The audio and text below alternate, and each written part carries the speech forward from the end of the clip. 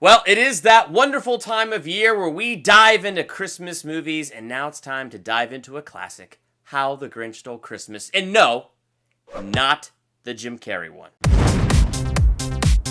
You're a mean one, Mr. Grinch. Welcome to Durbania. I'm Durbin, and as I dive into How the Grinch Stole Christmas, I couldn't just do this alone, so I brought along my awesome brother-in-law, and he's joining me from Southern California. Daniel, how are you doing? I'm doing great. Thanks for inviting me on. Well, thanks for agreeing to come on and talk about How the Grinch Stole Christmas. I actually think you're a first here on my channel for this. This has never happened before. Doing a theological analysis of a movie that's only like 25 minutes long.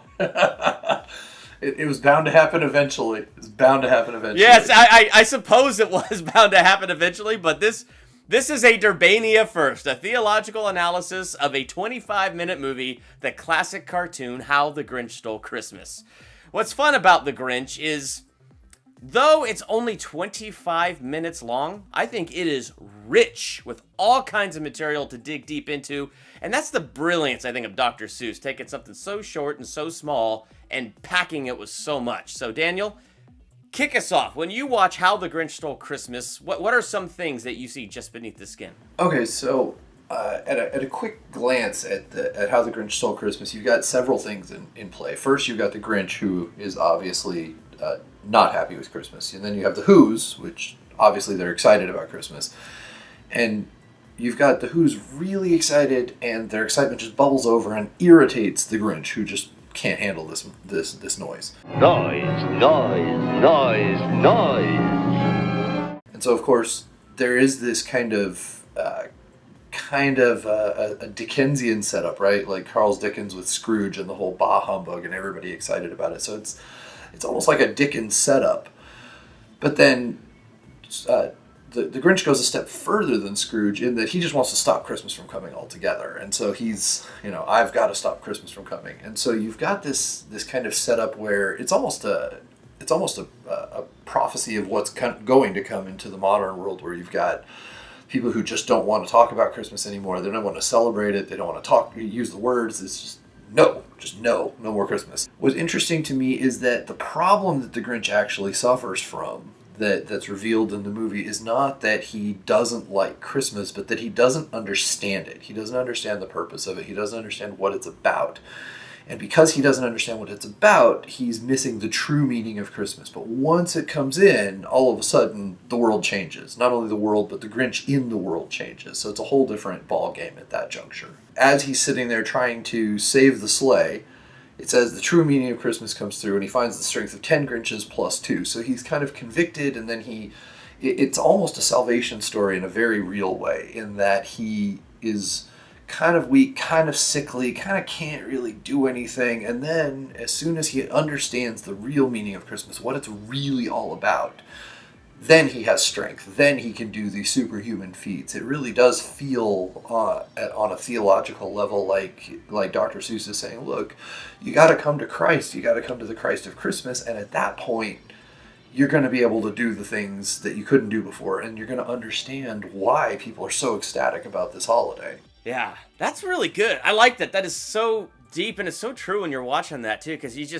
his whole problem is he can't understand Christmas. He doesn't get what the true meaning is.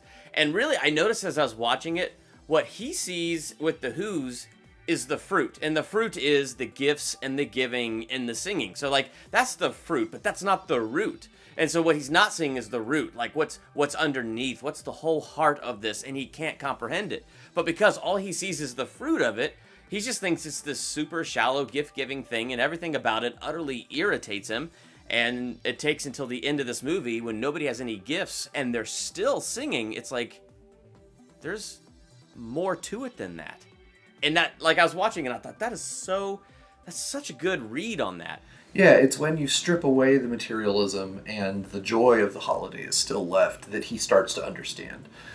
And it's not until he tries to save the gifts that are given that he actually understands the whole meaning behind it. It's that he has to understand giving and sacrifice to understand the meaning of the holiday and what it's all about. The Who's give him a gift that he may or may not appreciate, but that the people watching can definitely appreciate, which is that they completely forgive him. He took everything from them. And when he comes back and makes restitution, nobody seems to mention it. It doesn't look like anybody has said anything to him about this whole debacle, and they're just kind of going with it and inviting him to their celebration, inviting him into their town and into their hearts. It's a really great picture of he comes to salvation in that he is now giving and sacrificing, and they on their part are sacrificing and not even bringing it up. They're just completely forgiving the whole thing.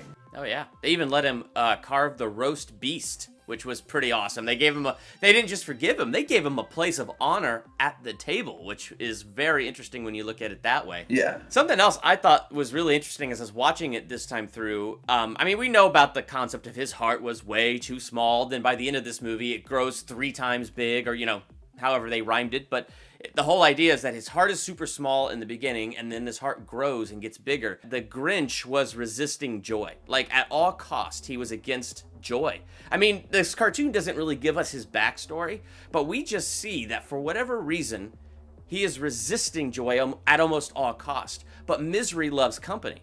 So he's not content to be in misery alone, because he's resisting all joy. The fact that other people are joyous ticks this guy off. And because it ticks this guy off, he's got to go and rob Christmas from them so they could be just as alone, just as miserable, with just as small hearts as him.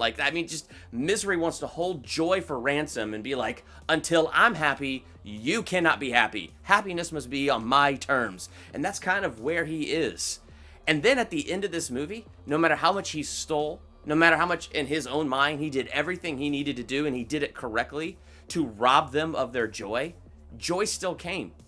Joy did not wait for him to be joyous. Joy just showed up, and it came. It came to this town, and the people that were open to receive it got filled with it. He finally just stopped resisting it and let joy in his heart. He let grace in his heart. And then he gets the strength of 10 Grinches plus 2. And so, to me, that's just an awesome picture of when we finally stop resisting God's grace. When we stop resisting the true spirit of Christmas, which really is the spirit of Christ. When we stop the resistance and let him in, it's like it just comes in and inflates us and it strengthens us. And that was like the picture that I saw this time with the Grinch. Well, this has been our theological analysis for How the Grinch Stole Christmas, the awesome 25-minute cartoon. How long has it been since you've seen that one? If you haven't seen it, it's only 25 minutes. I found it for free on YouTube, so you could just go check that out, watch that movie, and let us know in the comments, what do you think of that movie? So, Daniel, I almost told them to go to your YouTube channel, but you don't have one right now.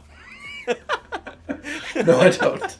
I do not have a YouTube channel. I am so used to saying that. So this is my brother-in-law, Daniel. He's been on here a couple other times with me. So I encourage you to go back, and I'll put some links down so you can check out the other reviews and other videos that he's done with me. We did a really cool Spider-Man review, Independence Day Resurgence review. That was fun. Even if the movie didn't live up, that review was still fun.